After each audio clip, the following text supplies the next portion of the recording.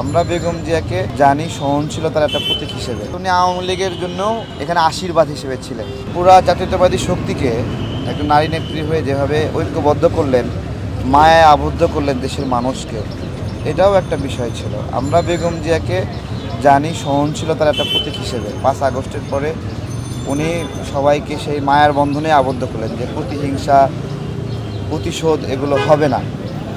তো এইটা যদি এই অবস্থান না নিতেন তাহলে আওয়ামী লীগ যে আশা করছিল 5 লক্ষ লোক মারা যাবে সেটাই কিন্তু মূর্ত, তাই না? সে জায়গা থেকে পুরো দেশের, অর্থাৎ উনি আওয়ামী লীগের জন্য এখানে আশীর্বাদ হিসেবে ছিলেন।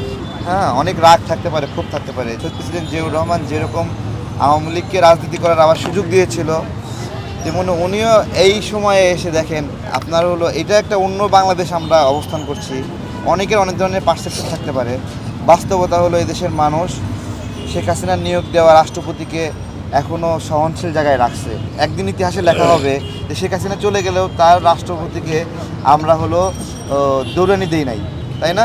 তো এইটা কিন্তু জাতীয়তাবাদী শক্তির একটা সহনশীলতা। তারাই বড় শক্তি হিসেবে তাকে ওই জায়গায় মানে হলো ওইখান থেকে একটা আনরেস্ট সিচুয়েশন তৈরি করেনি। ঠিক একইভাবে সেনাবাহিনীর ক্ষেত্রেও সেনাপ্রধান যিনি আছেন তিনিও শেখ হাসিনার সময় নিয়োগ পাওয়া, তাকেও এই জায়গা থেকে সরানোর জন্য বিএনপির পক্ষ থেকে অনেক হাম্পিদাম্পি করা হয়েছে, অনেক উগ্রতা দেখা হয়েছে। এরকম কিন্তু কখনোই হয়নি।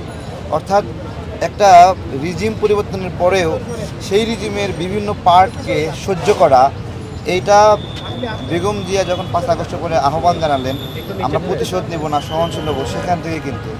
সুতরাং সামনের বাংলাদেশেও আমরা যদি এই যে এখন বিভিন্ন আনস্ট্যাবিলিটি দেখি, মব দেখি, এগুলো থেকে দেশকে রক্ষা করতে হলেও ওনার সেবা এই দেশের মানুষের আরও কিছুটা প্রয়োজন। আমি সকালে আসছি, এমনিতেই ভাল লাগে আসতে, কালকেও আসছিলাম, আজকেও আসছি। দেখা যায় না তো ভিতরে, আমরা দোয়া করছি। আমরা দেখতে পাই না, কেউ দেখতে পারে না, শুধু ডক্টররাই আপডেট দেয়। বিভিন্ন জন আসে স্থিতিশীল, যেরকম আছে ওইরকম তারা জানাবে ব্রিফিং করে। এটা তো আনঅফিসিয়ালি কিছু বলবে না। দেশের সবচেয়ে গুরুত্বপূর্ণ একটা বিষয়, যার তার মুখ থেকে এসে একটা স্টেটমেন্ট নেওয়া, এটা তো একটা ভয়ঙ্কর বিষয় হতে পারে। এই যে রাতের বেলা প্রেস ব্রিফিং, এটা মানে কি নকল ফেক একটা বিজ্ঞপ্তি বের হলো যে উনি মারা গেছেন, তা সারা দেশ অস্থিতিশীল হয়ে উঠছে না? কি আমাদের কোনো মন্তব্যই করা উচিত না, জাস্ট দাঁড়ায় আমরা অপেক্ষা করছি, এটাই।